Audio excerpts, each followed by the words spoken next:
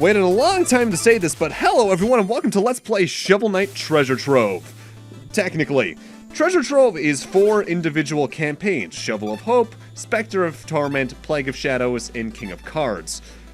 For right now, I'm only doing Shovel of Hope. That is what this LP is. I'll be doing the other 3 as individual LPs later on, because I feel doing all those in a row would tire me the hell out. So we're going to be doing the original Shovel Knight as the game was released, Shovel of Hope. We also have body swap mode here. This was added, I believe, in the Treasure Trove update. This allows you to change any of the genders and pronouns for any of the cats that you want, be it randomly generated, customized, anything that you want, really.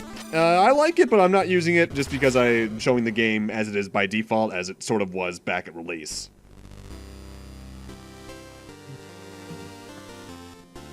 Long ago, the lands were untamed and roamed by legendary adventurers. Of all heroes, none shone brighter than Shovel Knight and Shield Knight.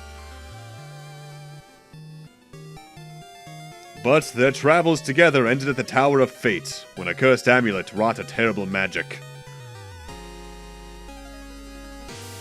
When Shovel Knight awoke, the tower was sealed, and Shield Knight was gone.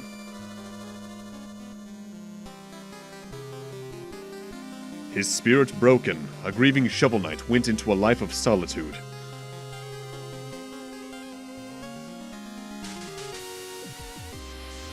But without champions, the land was seized by a vile power, the Enchantress and her Order of No Quarter.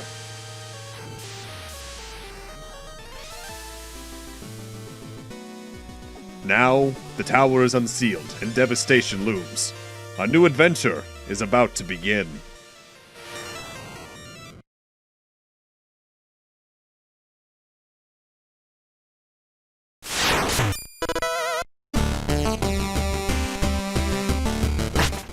And the game begins. Shovel Knight, in terms of base structure, is an action platformer in the vein of Mega Man meets Castlevania, honestly, in terms of how they structure everything.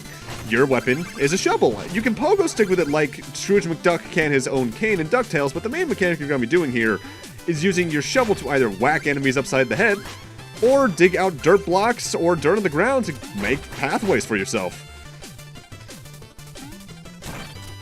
It's an odd mixture of Mega Man and Castlevania because there is a delay to your attack, but the starting stage is just there to get used to not only your jump arc and attack timings, but also especially pogoing off of enemies or bubbles, because that is going to be how you survive most levels. That there is a checkpoint. Crossing those means that if you die, you'll come back here. With that said, there are 2 varieties of them in the game, but I'll talk more about that, I believe, next parts when we see the second variety of them, which is the more important type to talk about. The Plains is relatively standard first level. This dragon enemy in particular is really good for teaching you how to pogo and move at the same time. Now, the thing you're going to want to do on your first playthrough if you've not played the game before, explore the hell out of every room. As you've seen at the top left there, I have 840 gold. You're going to need a lot of gold found through dirt blocks, secret passageways that contain chests, or even other circumstances that we'll see as we progress through the game, in order to buy the plethora of upgrades Shovel Knight's going to be able to obtain throughout the game. With that said, this level is also the first opportunity you're going to have to really get used to how to find secrets in this game. The main thing you're going to be looking for is, you can see it's even on the bottom left here, look for level tiles that are seemingly out of place, like the top of platforms where there shouldn't be, or single blocks amongst the rest that generally stand out. Otherwise, if you're the best way to describe this is if you're used to just finding random bullshit secrets in like Metroid games, you're gonna have a good idea of how to look out for things that look suspicious. Such as random blocks level design that seem chunkier than they probably should be, as we'll see especially in the next level I go after. If you're used to finding secrets in games, I think you're gonna have a pretty easy time finding a lot of them throughout the game. If you're not used to that particular subset of things, given that this might be the first game of this type you play, you use the general design cues they give you to start, and then just start exploring as you play. With that said, this game actually takes a note out of Mega Man and Base, in that there are official biographies telling about the characters' own histories, and even some pros and cons about their characters. I'm actually going to be reading those as we progress from the Shovel Knight wiki. In particular, Shovel Knight is a practitioner of the ancient code of Shovelry. Shovel Knight can do almost anything with his signature weapon, the Shovel Blade. His ingenuity and quick thinking have won him many battles, even though his stature is small. Always honest and helpful, Shovel Knight lives by the creed of chivalry. Slash mercilessly and dig tirelessly. Pros, he's kind-hearted, clever, and a master of the Shovel Blade. Cons, he's bound heavily by that code of chivalry, which is just chivalry, I guess, but chivalry. Now, I picked one up earlier in this intro. I'm about to get another one, but the main collectible you're going to see me grabbing throughout the games is these music sheets. The purpose of these will become more clear at the end of this part, but every level has at least 2 in them, and I am getting them all. There are, I believe, 46 in the PC and Xbox One versions. I think there's a few less in the PlayStation 4 and Wii U versions, just because of some exclusive content that each version of the game got, and I am showing off at least the big 2 of those. Now, something you're going to see me unlock, at least early on in the LP, is feats. They are the game's achievement system. They are proper achievements on the Xbox and PlayStation 4 versions, but they're tied to individual achievement systems, just depending, really. I turn feat appearances off later on in the game, though I have gotten the Platinum Trophy in this game on PS4, at least for the base campaign. Plague of Shadows, I have yet to beat Plague of Shadows itself, but Spectre Torment I don't have it in, and I don't have it in King of Cards either, and I doubt I ever will go for it in the extended campaigns, just because I like all 4 of the campaigns. I guess it's kind of an overview for Shovel Knight, but I feel Shovel of Hope is the most balanced experience in terms of difficulty curve and control. Every one of the other campaigns has their own little thing going on, and it's really cool, but I think this is the most balanced. Also, the levels in this game are relatively chunky. In fact, I think, barring like maybe 1 or 2 videos later on in this LP, every video is just 1 level. They get long. Thankfully, each level has a pretty decent plethora of unique mechanics to talk about as we go through. Except for the planes. It's the starting level. With that said, this game is challenging, so if you die, don't feel bad. And thankfully, the game puts checkpoints in at a regularly decent pace, so you never need to worry about losing too much progress until maybe 1 of 2 levels or 1 particular playthrough you can do in the game that I did on PS4. More on that probably when I'm running out of things to talk about a particular level down the road. The big thing to note is your health, though, right now. We only have 4 life units, but that's not actually 4, that's 8. Every dot of health counts for 2 health points, and while I think there are some attacks that do 2 units of health, particularly in New Game Plus, where basically every attack does that, for right now, we don't have to deal with that. I knew you'd show your face sooner or later. The Cerulean coward! Turn back, Shovel Knight. There's nothing here for you anymore. Stand aside, Black Knight. I've no quarrel with you. I must return to the Tower of Fate. Your time away has dulled your senses. Can't you see? This entire valley has been conquered by the Enchantress. And her invincible Knights of the Order of No Quarter stand between you and the tower. But none of that matters, because anyone after the Enchantress has to go through me. Steal thy shovel! The Black Knight is very much your Shadow the Hedgehog in both color palette similarity and general rival character. With that said, he has more or less your moveset. He's gonna jump, he's gonna swing his shovel, he's gonna dive down. The only attack he has that you don't is that little light wave attack he just did there where he fires a fireball forward. He can notably jump higher than you to do his dive attacks, and he does dive faster, so watch out for that. But an important thing to note is that you can knock back his fireballs, and they do damage to him. Pretty easy boss, though. Until you die when that's at the last hit point. What you saw there is the death system. We go back to a checkpoint, but you emit 3 treasure bags containing, I think, a collective third of your treasure collection at that point in time. You just have to go back to where you died and collect them by touching them, really. Sometimes, though, they're in hard-to-reach places, if not straight-up impossible, so sometimes you will just permanently lose out on treasure. If you die with treasure bags already spawned in the world, though, those 3 will be gone forever, so make sure you collect your treasure bags upon dying. The game does keep track of what treasure you lost, though.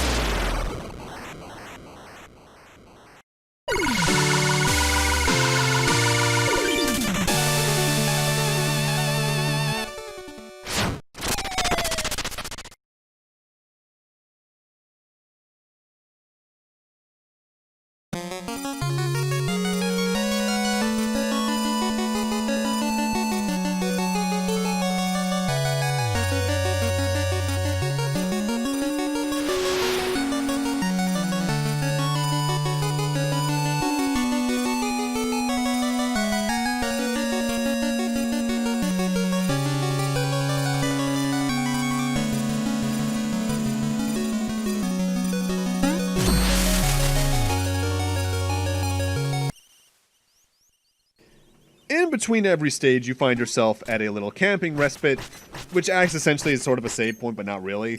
But you can dig out every campfire you see to get extra treasure, so make sure you do that. It can build up over the game.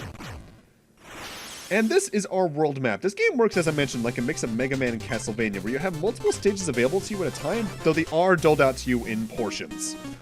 Halt! No weapons! We have enough to worry about lately without everyone swinging swords around.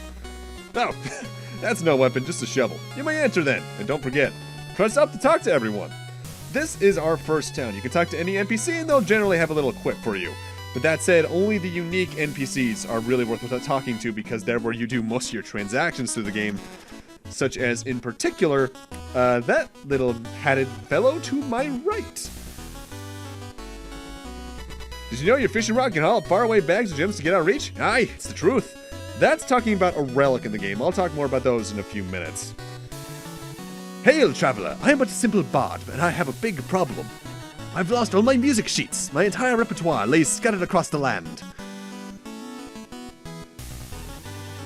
If you ever find a music sheet, return it to me, and I shall reward you handsomely. Whoa, you have 2 music sheets. Magnificent. Take 500 gold for each. Wonderful. Let's see here. Oh, you found Strike the Earth. Ah, ostinato trumpet triplets. Is there anything you can't render into pure magic?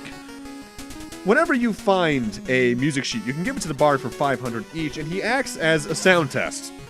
Any of these songs in the game, you can talk to him if you have the respective music sheet, and you can listen to it at any point while you're in this town, at least. I don't believe it continues out into the levels, let alone the world map. Though that feels like an option they easily could have added if they didn't, period. I honestly might be forgetting because I seldom actively pause the game. Here's where you're going to be spending a lot of your money. Porridge and poultry, mutton and meat. Your maximum health will increase if you eat. Bring a meal ticket, I'll whip up a feast. Goatition might have some. Now where's that sly beast? That Goatition is right below us. Want more use out of your relics? Oh, yes, of course. I can increase your magic to maximum magic. Good. Oh, but no relics yet? What? I can't. You have to find some relics. Chester down the ladder, and he always has the weirdest things. Wait, what was I doing? Decisions. Should I extend my magic or health, or just eat a tin can? Why not buy my meal ticket and help narrow my options? As you may have gleaned, using a meal ticket at the gastronomer raises your maximum health by 1 unit, or 2 points. I'll douse your palate in no time or less, so bon appetit and pardon the mess. Don't worry, not every character in this game rhymes. In fact, I think the gastronomer is the only one. The gastronomer meal tickets, though, are easily the most expensive thing in the game, because I think by endgame they cost like 8,000. Though not every meal ticket you get from the Goatition. Ooh, that's Spectre Knight. If someone could defeat him, I would bestow upon them my greatest treasure. Oh, woe's me, the king of nothing. Not to rule but my lone bar stool. King Knight sits on Pridemoor's throne. That gilded goon, he'll get his soon. Double trouble, soil, and shovel. My third eye knows your useless infos. Excavatio. The number of dig piles you've dug is 7. Aurum infiniosa. The amount of gold you've collected is 69. Nice. Thanato refutatum. The number of times you've fallen in battle is 1. Temporum perpetua. The total time you've spent adventuring is 12 minutes 55 seconds. She's your stats, just plain and simple. Most of that, at least the time, you can see just by looking at your save file. I'm at least glad there's a way to keep track of that, though. And now we got this little lady. I suppose peaceful thoughts are just too much to ask for. Well, as long as I'm stranded here, should I pass the time with a little game? I'll just need 100 gold first. Alright, I'll conjure up some things and you can hit them towards the targets or points, okay? This is one of the game's rare mini-games, at least in Shovel of Hope. We need to hit these vials at the surrounding tiles on the walls and ceiling. The blue is worth 1, the green is worth 3, the red is worth a whopping 10. There are 2 types of vials, the green ones which just fall, and the red ones which fall, but if you hit them, they explode into shrapnel going, I think, in like 8 or 9 directions, which is very likely to hit the red tiles. This isn't required in any stretch of the imagination unless you want all the music sheets, and even then I think you only need to pass a score of like 100 or 150, I can't actively recall which. With that said, there is no active timer for this, it's just when the music ends. I think it's like a minute or 2 long. It's a relatively short minigame, and it's basically a free 500 gold, so no reason not to. Let alone the reward you get for just acing the game. You got 199 points? Well, color me impressed. And of course you get an achievement, so if you're a trophy hunter, I guess that's also radically important. And over here to the right is where the meat of Beyond the Gotition, rather. You're going to be spending a lot of your money here. Croaker makes puns. I enjoy them. Alright, so we got two shops here. First off, this Acolyte. Hello, fish friend. I'll hear the Truffle King. Who? You've never heard of the Truffle King? Half trout and half apple. Pronounced like mouthful. He's one of the forest gods here to help those in need. I'm telling the truth.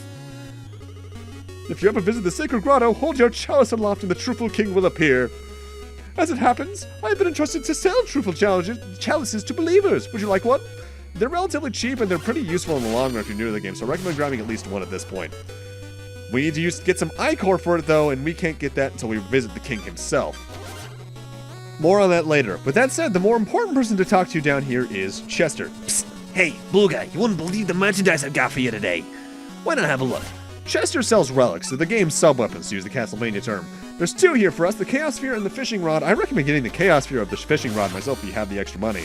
With that said, I'm buying the Fishing Rod, which you cast into a pit and wait for a bite. Keep an eye out for sparkling fishing spots. More on those sparkling fishing spots next part. With that said, I recommend getting the Chaos Sphere for right now overall if you're new to the game, because it is arguably the best sub-weapon in the game. Because what it does for, I forget the amount of weapon energy it takes up, you throw a Chaos Sphere that bounces along the ground. And compared to other bouncy type sub-weapons, it can deal up the damage pretty quickly just based off how quickly it does it. And also that magician lady there, she sells magic potions, which raise your maximum weapon energy by 10. You start at 30 and you end at 100. Alright, I'll take this up. Wow, incredible, you really are Shovel Knight! Thanks. I don't talk to every NPC in the game moving forward, I'm just mostly doing this so you can get a feel for the game's general comedy and atmosphere, because it's got a lot of that, and I love this game's atmosphere. It's the right amount of NES joyousness with the right amount of, not doom and grim, but definitely like a set objective. In fact, honestly, out of all the 8-bit tribute games, I feel this is the most tone appropriate for how they handled it. With that said, we have more music sheets. Let's see here. Oh, you found Spin Ye Bottle. The client's only reaction was, oh, it's okay, I guess. Whatever. Sorry, was it not brooding enough for you? Now that I have this music sheet, I can form it for you anytime. Just ask. The bard is honestly how you get not a majority of your money through the game. Let's see, 46 music sheets times 500. Actually, I need a calculator for that because I can't do that many digits in my head at 12:30 in the morning. Yeah, that's 23,000. That's good money. And my general rule of thumb that I recommend you follow as well: try to spend as much money as you can, especially in early game, because that means your deaths early on in stages aren't going to be as punishing. Also, I got an achievement there for just bouncing on that hoop for 5 seconds, I think it was. But with that, I'm going to need to end this off here. Thank you guys for watching, and in part 2, we're going into our first proper stage, King Knights. See you guys then.